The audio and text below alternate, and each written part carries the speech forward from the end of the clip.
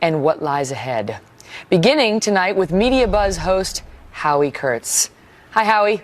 Hey, Megan. You know, from the moment Donald Trump descended on the Trump Tower escalator, and especially when he attacked Mexican immigrants as rapists, most of the media wrote off his candidacy. We better be ready for the fact that he might be leading the Republican ticket next. I know you don't believe that, but I want to go on. And the cycle kept repeating itself, as when Trump criticized former POW John McCain, saying he preferred military men who weren't captured. I don't know the fitness that Donald Trump possesses to be commenting on other people's heroism. The most lethal foe that he has ever faced in his own life, I think, was Rosie O'Donnell. He's not a real legitimate candidate, but he is number one and number two. You do have to cover him. And again when he proposed a temporary ban on Muslim immigrants. Are you a bigot? Not at all. Probably the least of anybody you've ever met. You're increasingly being compared to Hitler. Does that give you any pause at all? No, because what I'm doing is no different than what FDR's solution for Germans, Italians, Japanese, Some pundits said Trump had self-destructed when he attacked a Mexican-American judge, again when he attacked the Gold Star family, and some said he was toast after the Access Hollywood tape on which he talked about how his celebrity status enabled him to kiss and grope women. I honestly feel like there's a pretty good chance we don't know who the Republican candidate is for president by the end of this weekend. Will this kill his campaign? I think this could be it. And after the third debate, when he wouldn't promise to accept the election outcome? He may as well have laid down in his own coffin with a hammer and nail and pounded it in himself. But by saying he won't accept the results of the election, that was just a lights-out moment in American politics. 2 days before the election, with virtually all of the media establishment saying all signs pointed to a Hillary Clinton victory, I had to ask this question. A number of pundits came out 2 weeks ago, said this race was over, done, Hillary was going to win, who's going to be in her cabinet, no way Trump could pull this thing off. Was that, in retrospect, reckless? It was in a way, because throughout the primary, the media kept saying that Donald Trump couldn't win the primary, and then he kept winning state after state after state and became the nominee. And now the media are calling him president-elect. A question for you, Howie, though. When you go through those controversies, were people, like all these media reporters, were they writing him off as a group, or were they asking the question, is this the end of Trump? Because there's a difference between those two. There was a real mixture, Megan. Some of them were writing him off. This guy is never going to win the nomination or the election. Some were saying, wow, he seems to be seriously wounded. Well, he's never going to survive this. All of that we rehearsed and talked about over and over and over again. They really never quite grasped the nature of his appeal to working class voters, and now scrambling for other explanations. It's Russian hackers. It's a bunch of Yahoo racists who voted for him. It's the media's fault. Still not fully grasping or accepting that Donald Trump won this election. Mm-hmm. Howie, good to see you. So as Howie just mentioned, the media not only discounted Donald Trump's chances of winning the White House, but many openly laughed at the possibility. Here on the Kelly File, we kept a close eye on the polls, too, which suggested he was going to lose, but also the trends, which wound up serving our audience rather well. Over the past 5 months, some context now on the polling. Watch this. Even when Hillary Clinton's lead appeared to be getting to the point of insurmountable, Donald Trump has repeatedly been able to bounce back. For example, in early May, he was down 6.5 points, only to move ahead just 2 weeks later. It happened again over the summer. In late June, the businessman was trailing the former Secretary of State by nearly 7 points. 4 weeks later, just after the Republican National Convention, he was back in the lead. And it was a similar story at the end of August. He trailed by nearly 6 points. He had attacked the Khan family, all that nonsense after the Democrats' convention. Just over 2 weeks later, it was a dead heat. Today, Hillary Clinton is ahead by just over 6% in the Real Clear Politics average of all polls. And the question now is whether Trump can once again be the new comeback kid as we approach Election Day. And now we know the answer. Even after Election Day, many reporters have continued to treat Mr. Trump as though he's still campaigning and could somehow possibly lose. Some observers say it's almost as if they are refusing to come to grips with the depth of the Trump support.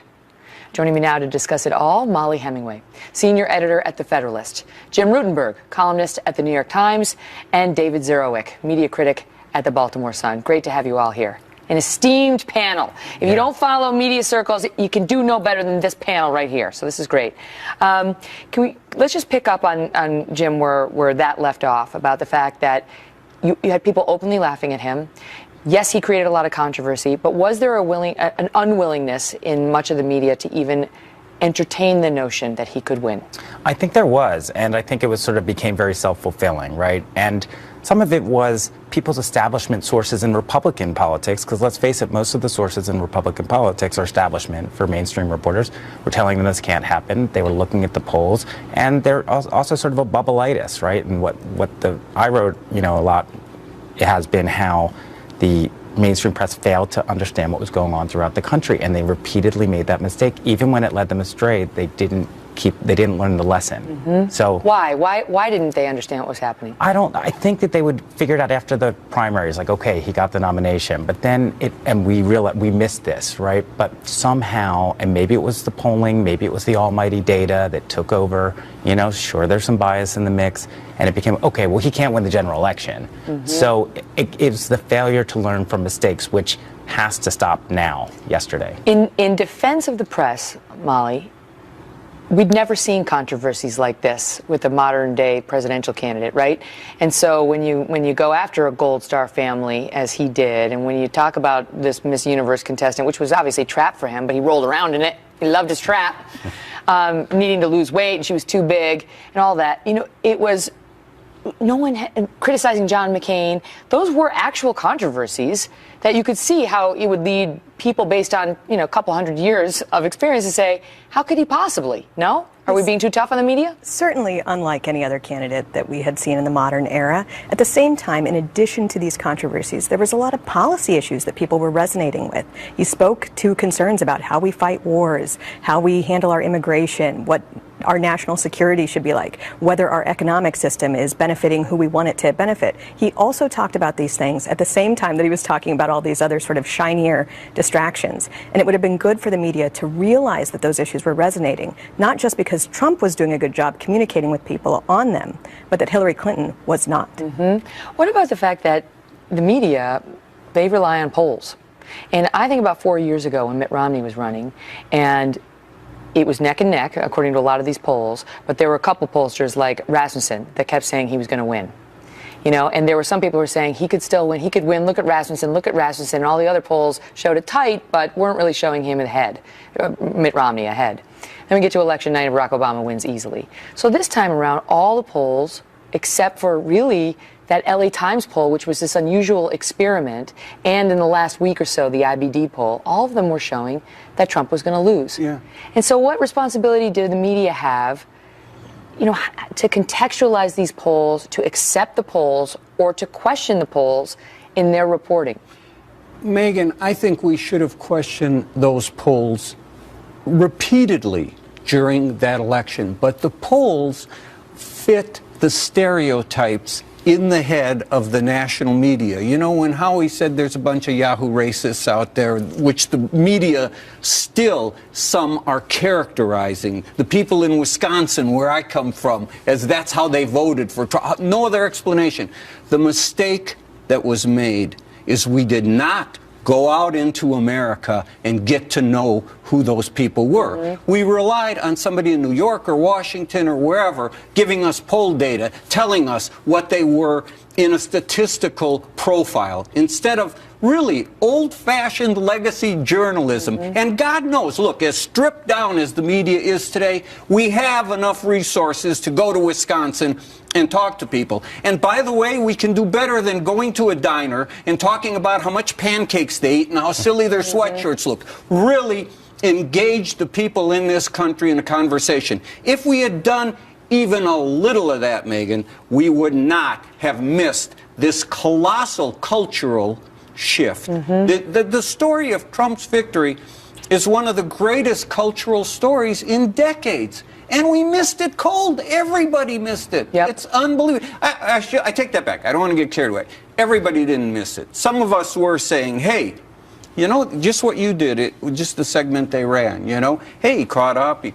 Some people were... Don't write him off. Exactly. Not everybody missed it, but you know that the major players were saying it was impossible. Mm-hmm. You know what? I think the irony, God punishing the Clintons, was that they believed it too, that she believed it, and she didn't go to Wisconsin. The truth is, though, and there are many Trump supporters now, public Trump supporters, who are like, I told you so.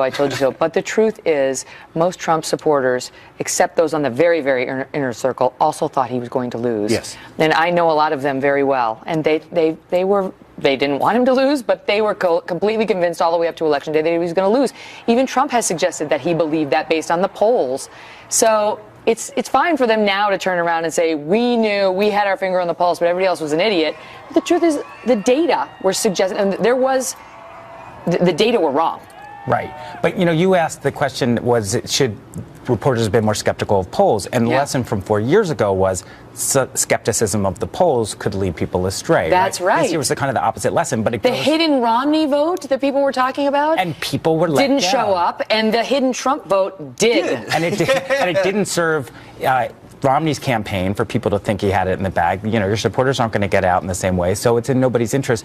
This year's the opposite lesson, but it goes back to what David said, is I've noticed over the years that political reporting has gotten much more poll-focused. It's just taken over because of the advent of data, whatever. Yes. And less man-on-the-street interviews. It became sort of passé in the business. Not entirely, right? But so the lesson here is I'm still not at the place where I want to say be skeptical of polls, right? Like we know now in the polling industry, I think people are going to be. And I think that ship has sailed. We shouldn't ignore also that the media had a role to play in the failure of these polls. They made it so unacceptable to publicly admit that you were a Trump voter. Mm-hmm. And you know, one of the few pollsters who actually did a pretty good job with this, his name is Robert Cahaley. He asked people not just who they were voting for, but who their neighbors were voting for. And they were much more forthright when talking about who their neighbors were voting interesting. for. Oh, yeah. But here's the interesting thing is I remember talking to people and saying, is there a hidden Trump vote that's not, you know, out there, and speaking to pollsters, and you got this, there's this expert thing that comes off of the sort of pundit class sometimes of, no, that does not exist. Yes. So most people were saying it doesn't exist. Hence and with such the authority. word hidden. That was not the best question you've ever asked. All right. That's why I'm impressed. Stay tuned. We have a lot more to cover, including ahead some of the administration's closest advisors recently raised new questions about how the incoming Trump administration will deal with reporters during his 4 to 8 years in office. What that means for you, next.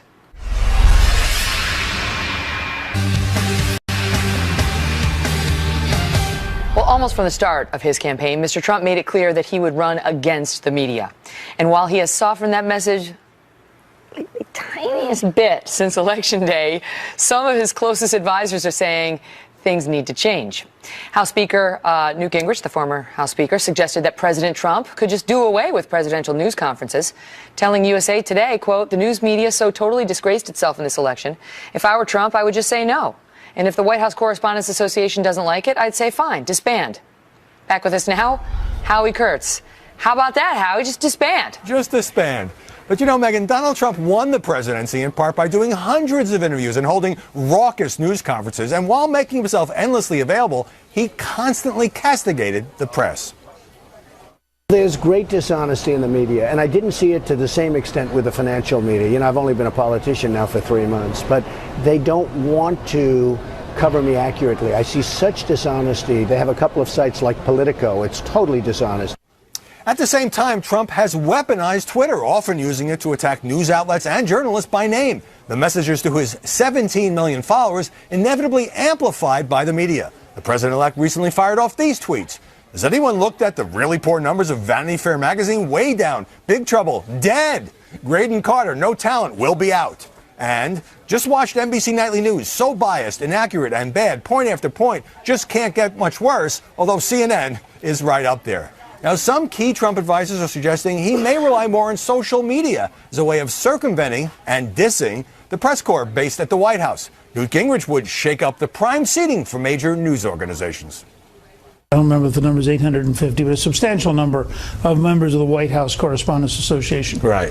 Maybe you'd rotate the seats around among all of them. Interesting academic exercise, but, we know that you're not a big fan of the mainstream media. We saw that when you ran for president 4 years ago. So it sounds to some people like, well, you're kind of trying to take some revenge or marginalize the pillars of the establishment. Well, I am trying to marginalize it. Yeah. I mean, you acknowledge it. He acknowledges it. Reince Priebus, Trump's incoming chief of staff, said the Trump team is even reconsidering the daily opportunity for reporters to question the White House spokesman. I think that many things have to change. And, even looking at things like the daily White House briefing from the press secretary, I mean, there's a lot of different ways that things can be done. Abolishing or curtailing those briefings would amount to a frontal assault on the media by severely limiting access to the one person whose job it is to speak for the administration. Howie, thank you. Joined again now by Molly Hemingway, Jim Rutenberg of the New York Times, and David Zerowick of the Baltimore Sun. Great to see you. And Molly of the Federalist. I don't know. The average American's probably not shaking in her boots over the thought of the White House press corps having the seating arrangement upended potentially, or not having as much access to the president. Does it matter? It does matter, and the media are in a real quandary here. I mean, they put their entire credibility on the line, openly campaigning for Hillary Clinton, openly disdaining Donald Trump, writing that they should throw out the textbook manual that says to be objective and instead to be overtly some hostile. literally argued for that. Yes, some literally argued that here at this table. Well, Jim didn't say we should be. That is not an accurate portrayal of that column, but you finish your point and I will get to that. And so they put that credibility on the line, and then they lost. And so it's very difficult to know where things go forward. It's very important to have a press that can be trusted to hold people accountable and to ask questions. Those daily briefings are a very important way to accomplish that. But the credibility of the media is at an all-time low. I mean, there was something earlier this year showing that only 6% of Americans have a great deal of trust in the media. Now, we're in the truth-telling business, so if we don't have that trust, that's a major problem for us. We got those 6. All right, Jim, give it to her. I'll answer this, and then I want to also talk about the briefing room, but I'll make it fast. The column that you referred to actually had a Jim beginning. is the media critic for the New York Times, so go ahead. And there's the column you referred to had a beginning, a middle, and an end, and it was the idea that Donald Trump was challenging the norms. And it raised a lot of questions up top, including where does the old rule book fit in? And where that column concluded, which I think stands now, is journalism shouldn't measure itself against one campaign's definition of fairness. It is journalism's job to be true to the readers and viewers and true to the facts in a way that will stand up to history's judgment. And I think that stands. As for the briefing room, the American public will not care if we lose our seats. I get that. I used to sit in that briefing room. But the reason, and maybe David can speak to this too, that the seats were left in the press's control was so it wasn't seen that a White House was choosing who's playing. No, that's right. Mr. Gingrich talked about rotating reporters around. I don't want to speak for the Correspondents Association. Maybe that would be something they would consider. It's not going to, I mean, that's not going to have a whole heck of a lot of effect. But if there aren't daily press briefings, or if there's just a general attitude of withdrawal from the press and the unwillingness to provide access to reporters and going direct to consumer, as Donald Trump likes to do, eliminating the questioner, the media, what effect does that have?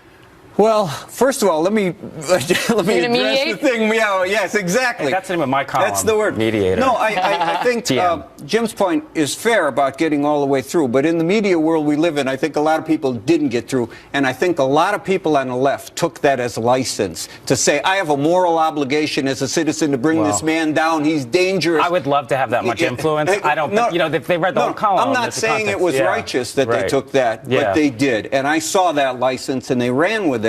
And they became advocacy journalists. And honest, what was so upsetting to me was to see the legacy values of fairness, proportionality, equal treatment thrown out the window because this guy was considered such a hideous and dangerous guy.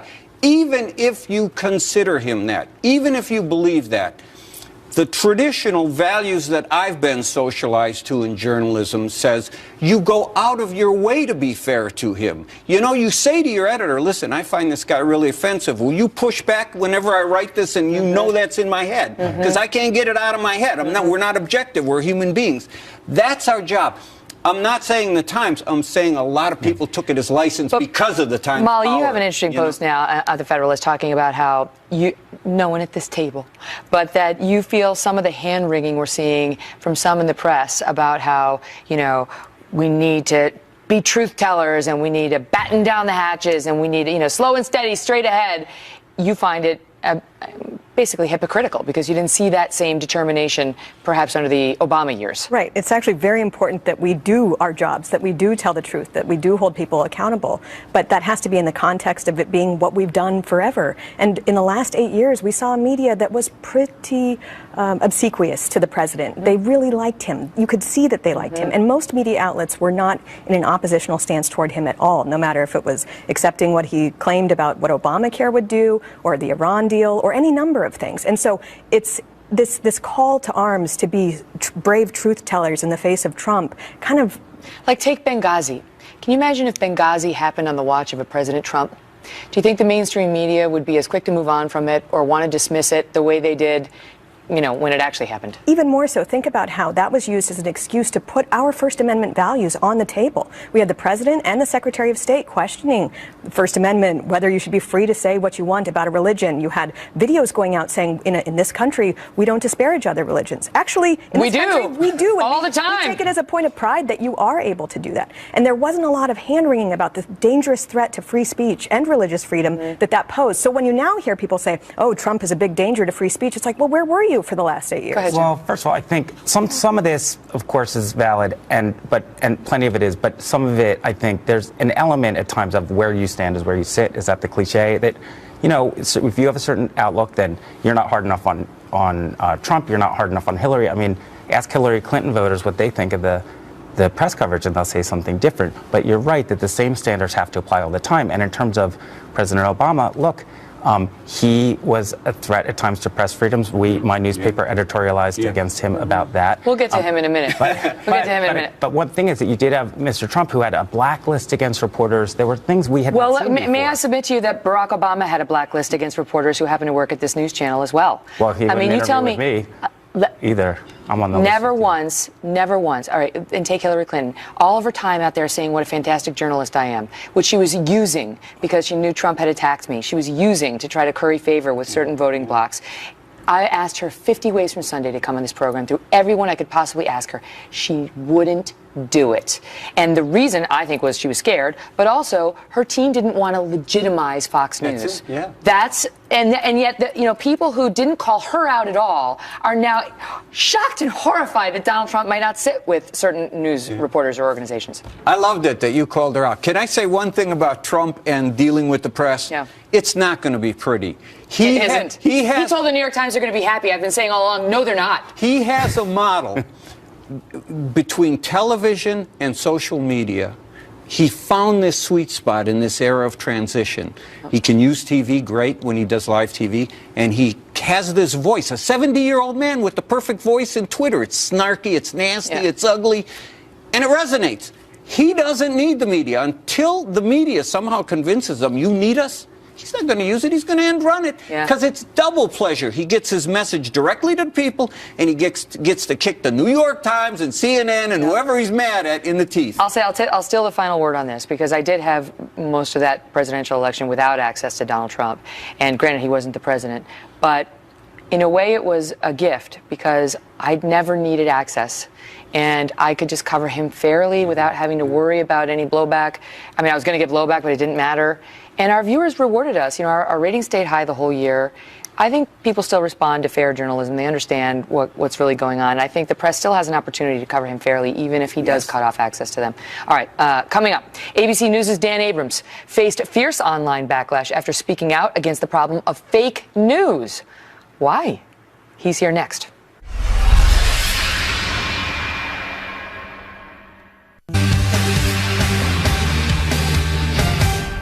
Well, as we've already seen this year, fake news can have some very real and even violent consequences. Like when Edgar Welch allegedly fired shots inside of a D.C. pizza place. The suspect was there allegedly investigating what's come to be known as Pizzagate, a conspiracy theory that was circulating online about a child sex slavery ring involving Democrats run out of the restaurant Comet Ping Pong. This is a pizza shop. Joining me now, Dan Abrams, who's chief legal affairs anchor for ABC News and was attacked online after calling out the Pizzagate story as 100% Fall. Stan, good to see you. Good to see you. So you can't do that anymore because they're like, my internet tells me it's so. Well, or they say, my internet tells me this hasn't been investigated enough, right? So the burden now is on disproving conspiracy theories. So conspiracy theory gets thrown out there with no actual evidence. And then the people who want to believe it say to people who say, well, there's no evidence, this isn't true. The response is, well, that's because you haven't investigated it. And you create this sort of circular nonsense, which puts you in a position where there is no such thing as what's true and what's not true. And that's a dangerous place to be. Right. But is it more dangerous right now than it was in the past? Yes. Do you feel like it's getting worse? No question. It's Why? Social media. Because the bottom line is that now anyone is a media organization. Anyone who wants to share an item can and does do that, which is generally a good thing. The problem with that is that there's not a filter. Now, some people would say, well, the filter used to be terrible. The mainstream media filter was garbage. Well, it was better than this. And when I say this, I mean no filter at all, which is anything gets thrown out there. Anything, people on Facebook, I mean, you watch some people and you say, where'd you get this information? Well, I saw it on Facebook. Well, and you know, there's a fake article about me getting fired a couple months ago. I'm sure there was. Fired, like, oh, no, I was fired. I thought I'd find out by my security card not working any longer, not on Facebook. Exactly. But it was nonsense. Facebook had to come out and apologize for it, but this happens all the time. All the time. And look, it's not that Facebook is writing the articles, right? It's just that people who are using Facebook are distributing it. Now, the one thing I would say that should give some hope to those of us who care and like the media as a whole is that when people are polled, it still shows that 60-something% of them view mainstream media organizations as either credible or very credible. Now, 60-something% isn't where you'd hope it would be, right? You'd hope you'd be in the 80s and the 90s. But it's, high 60s, which says that there's only a minority of people who say, I can't believe anything that comes from the mainstream media. The mainstream media has problems, real issues, but it's not that you can equate mainstream media coverage with fake news. So what do you think? I mean, we were just talking with our panel, but what do you think in the era of Trump, a journalist's challenge is going to be? How do you cover him? That's what everyone asks. Well, look, you cover him the way you cover anyone else. The problem is twofold. Number one, he has such disdain for the media. And when I say for the media, for anyone who criticizes. That's right. Right? If you criticize Donald Trump, you're the enemy. That's why I keep saying the New York Times is not going to be happy. Yeah. And Donald Trump is not going to be happy with them either. That's right. But look, this is great for the New York Times, by the way. It's going to make them the sort of the voice to take on Donald Trump. He's going to keep giving them publicity. What Donald Trump did for Vanity Fair by talking about this failing magazine, this suddenly Vanity, oh yeah, what's Vanity Fair up to these days? The name is in your head, right. Oh my God, J-Lo, I love her. Right, yeah. I mean, it's not a bad thing when Donald Trump blasts you because he blasts everybody. But from a journalistic point of view, you got to call him out when he's saying things that aren't true. And you know what? If he attacks you, if he insults you, I don't think it's a journalist's responsibility to just sort of sit there and go, well, Donald Trump is attacking me, and I'm not going to say anything. Honestly, I think the way you handled the attacks was ideal. I think that you sort of serve as the model. And I don't say that because we're here. I'd say this to someone else who'd ask me. And the reason for that is because you got to walk a line between not letting it impact you and saying, I'm still going. I'm still going to attack him. I'm still going to challenge him, but I'm not going to do it any more than I would have. That's right. If this hadn't happened. I'm going to be fair. But I will say, just for the record, it can't be, as much as he came after me, that causes a real danger in people's lives. It did in mine. I work for a news organization that has a lot of money and hired me guards, and I was safe.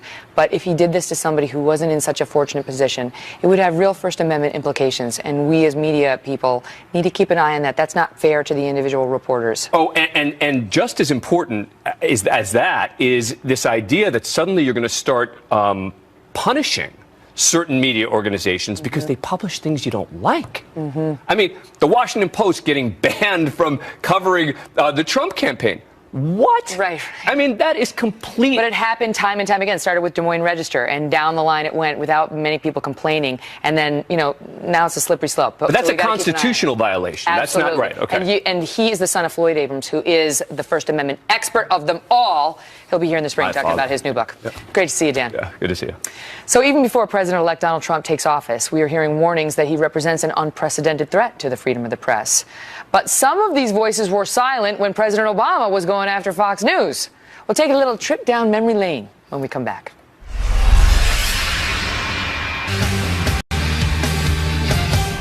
Well, over the course of the 2016 election and in the days that followed, top journalists and major media organizations issued dire warnings that President-elect Donald Trump represents an unprecedented threat to the freedom of the press.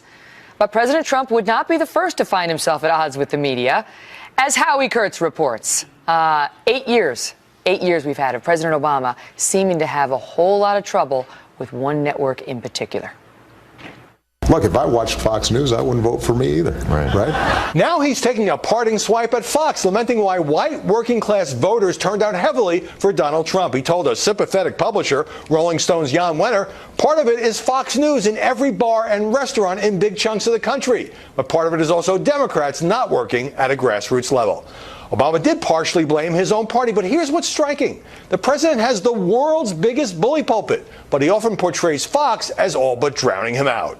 First of all, I've got one television station that is entirely devoted to attacking my administration. I mean, that's a pretty... I assume you're talking about Fox. Well, that's a pretty big megaphone. That view, promoted by former communications director Anita Dunn, who once told me Fox was a wing of the Republican Party, made no distinction between the network's news and opinion programming. Her boss often invoked Fox in defending Obamacare. But you don't have to take my word for it. If you talk to somebody who said, well, I don't know, I was watching Fox News and they said this horrible. Fox journalists would push back when they were excluded from a media blitz. These guys, everything is personal. I got to tell you, Bill, everything. They are the biggest bunch of crybabies I have dealt with in my 30 years in Washington. His Justice Department also battled the press, seizing phone records from the AP and Fox's chief Washington correspondent James Rosen in leak investigations, and even branding Rosen a criminal co-conspirator. Sometimes Obama uses the channel to argue that the right and the left prefer sympathetic outlets, but lately his Fox fixation seemed to fade. It's been a while. Better late than never. Megyn, President Obama is entitled to challenge what he views as unfair criticism, but at times he has used Fox as a scapegoat. But wow, compared to Trump, Donald Trump is way harsher toward the press, has drawn far more negative media coverage than the outgoing president. Trump, as you know, has repeatedly attacked CNN and the New York Times and has sometimes criticized Fox as well. Howie, thank you. Back with us again, Molly Hemingway, Jim Rutenberg, and David Zurowick.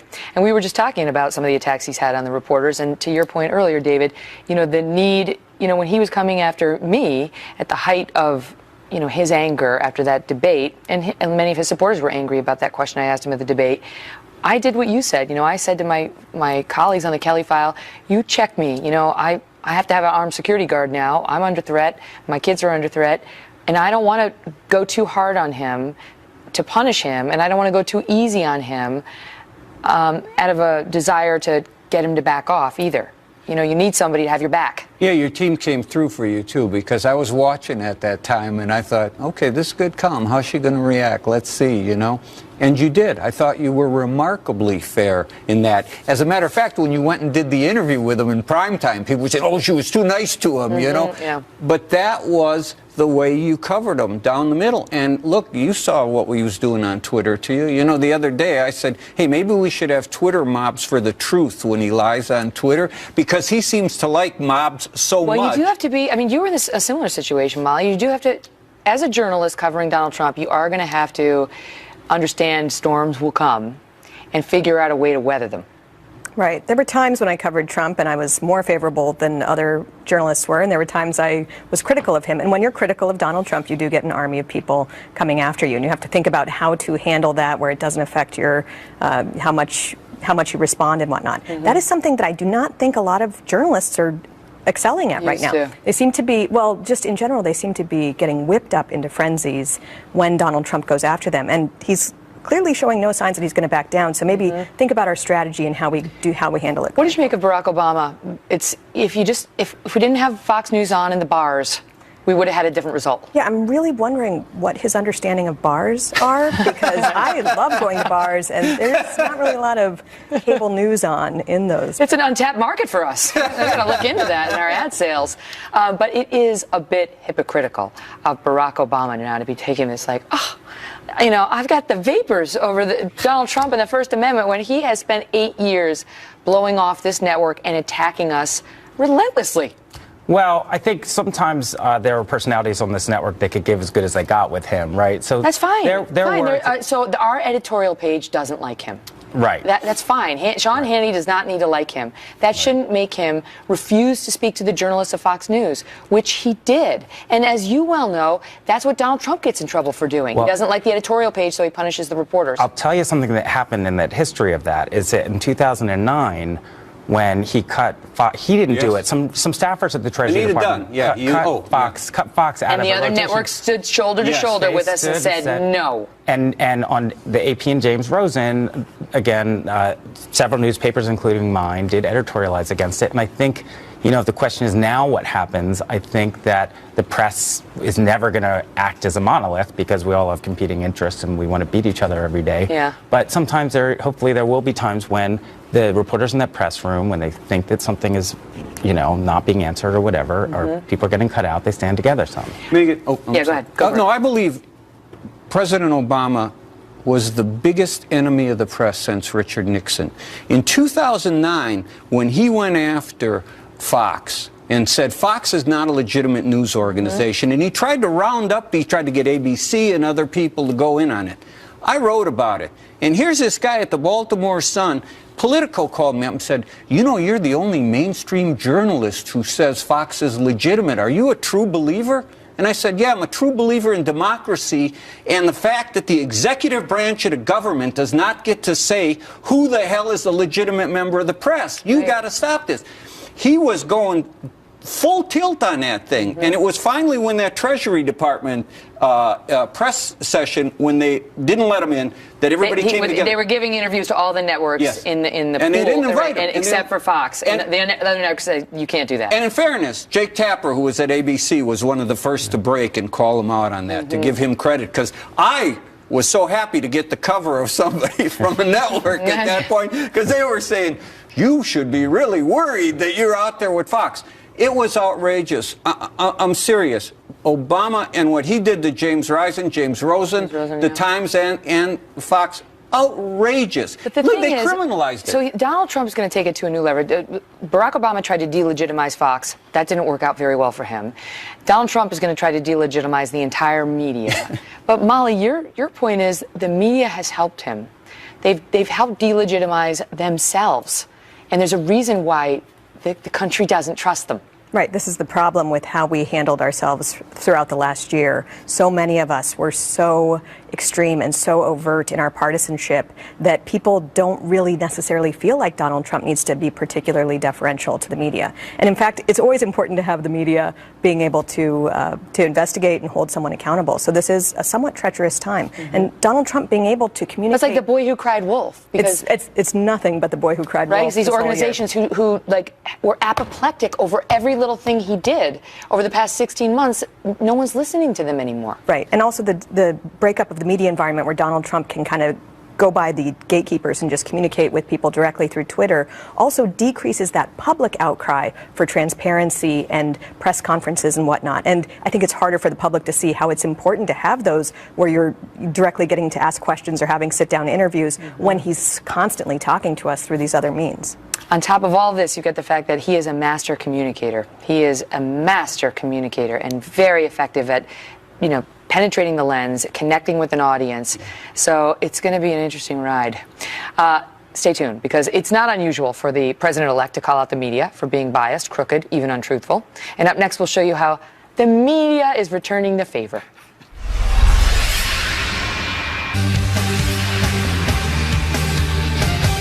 And we continue our conversation now on Trump and the media with a look at how some outlets are now reacting to the attacks from the president-elect. Huffington Post writing about, quote, why Trump's war on the media is a danger to our democracy. The Denver Post writing, quote, Trump's disregard for the press, like Clinton's, is dangerous. And the website Vox declaring, quote, we have 100 days to stop Donald Trump from systemically corrupting our institutions. Joining me again, Dan Abrams, Chief Legal Affairs Anchor for ABC News and founder of the Abrams Media Network. And one of their websites is Mediaite, which we like a lot. Also Law News, which I really like. Oh, sorry, I'm off on a tangent. No, this is good. Promotion is good. It's good for legal stories. I don't remember a lot of those people defending Fox when Barack Obama spent 8 years coming after us. I don't remember them talking about the First Amendment implications. Yeah, and look, I think that you can argue there's a difference, though, between Obama going after Fox and Trump talking about changing the entire way the media covers the president. Criticizing Fox, you know, you can disagree with Obama. You can say it wasn't helpful to him. Donald Trump criticizing the New York Times or whoever. I think those two are equivalents, right? But my greater concern is what Donald Trump is talking about doing in terms of marginalizing the media as a whole. It's already happened, hasn't it? Yeah. He's already done it. Yeah, basically saying, you know, I'm not going to let the media be the check on me. And, you know, in a situation where the media has historically been the place that represents people in asking hard questions, in getting answers from political leaders, from putting people in power, their feet to the fire. I think if you view it from a macro perspective, that is scary. Now, if they start tinkering with, do they give a daily briefing or not a daily briefing at the White House, you know, I don't think that's that big a deal. But do you think that some of how this goes is wrapped up in how well he does as president? Because if the economy doesn't, you know, start roaring, and if these folks in particular in manufacturing and so on in Middle America and the Rust Belt don't get the jobs that they were promised, maybe they do start listening more with an open ear. Maybe they can hear skeptical coverage in a different way. Yeah, look, I think that right now Donald Trump is in his honeymoon period, as much as it's going to be, which is that he's got a group of fierce supporters who are thrilled for what his election represents. And part of what that represents is anti-media. It represents putting the media in its place. These people who think they can tell us, who they think they know better than us. Okay, fair enough. The message has been heard. With that said, to fundamentally change what the media does vis-a-vis the president is scary stuff to me. When you start saying, you know what, I'm not going to hold press conferences. Again, pick and choose, you know, when you want to hold them. But we got to have regular press conferences. We got to have a regular way. I don't know if we gotta. I think we gotta. Right? I don't know if we're going to get him. Oh, no, I don't know that we're going to get him either. But I think, you know, if you look at the past year when he was running for the office, you almost had some journalists who had access who had to be a little softer on him because he would cut off access if you were tough on him. There are some exceptions, but for the most part, I think that was the rule. And then you'd have people who were free to cover him skeptically when he deserved it, not when he didn't. And it's almost like we're seeing a bifurcation of the media that have access and don't, and a difference in the coverage. I mean, can that system possibly sustain? Yes. It's not a system that I particularly want to see, but I think it's where we're going. The one thing I'll say for Donald Trump is that he'll change his mind about people. Meaning, you know, he won't, he'll say, this is the worst, most awful person, media entity in the world. And then there'll be a nice article about him, or someone will approach him. He was saying that about CNN, and then I saw Melania and Anderson Cooper that night. Right. So no, he is willing to forgive. But we don't want this to be all about, did you say nice things or not about Donald Trump? And therefore, that's going to determine the coverage. Do you think it's because he genuinely gets mad at these media organizations, or because he wants to delegitimize them because he knows critical coverage is coming, and it's easier if he paints with this wide, you know, brush to just say, they all suck, you can't believe a thing they say? Yeah, I think the effect is definitely what you're saying there, which is it's delegitimizing the media as a whole. I don't think that it's as plotted as that. I think that Trump just tends to respond and react and say what's on his mind. And what's on his mind has typically been to be able to do what he wants, right? He's been a very powerful, rich person for a long time who has been able to not worry about what anyone thinks about him. And as president of the United States, right? But as president of the United States, you have to care. It matters what other world leaders think about you. It matters what the people who you represent think about what you're doing. It matters how Congress and the Senate views. I mean, these things matter. And as a result, I think it's really important that we not accept this idea of completely delegitimizing the media and just sort of throwing everyone into a